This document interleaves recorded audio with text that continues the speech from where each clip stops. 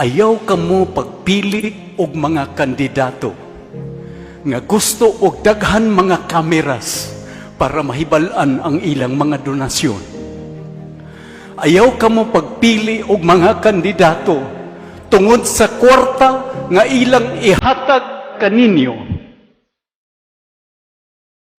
Pilian ninyo ang mga kandidato nga wala nahimong dato tungod sa posisyon nga gihatag kanila sa katawan.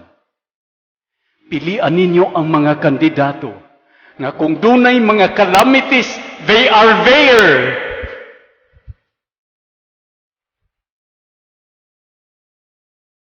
The coming elections is a moment where everyone is equal. Ang boto sa presidente sama kamahinungdanon sa boto sa pinakakabos.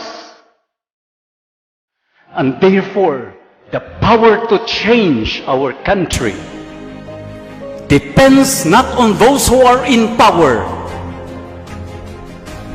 but among the poor, the poorest of the poor.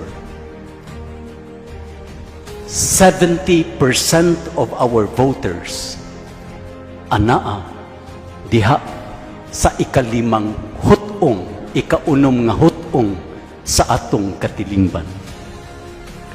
Busa mga igsuon, kining umaabot nga eleksyon, mao ang pagsukod sa tinuod nga pagpuasa. Pagpuasa bahin sa vote buying. Pagpuasa bahin sa vote selling.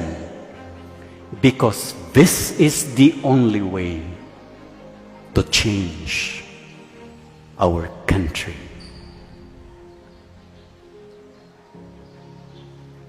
Og ayaw pagtuo nga tungod kay ikaw kabus, wala ikaw ikatampo alang sa kabag-uhan sa katilingban ug sa simbahan.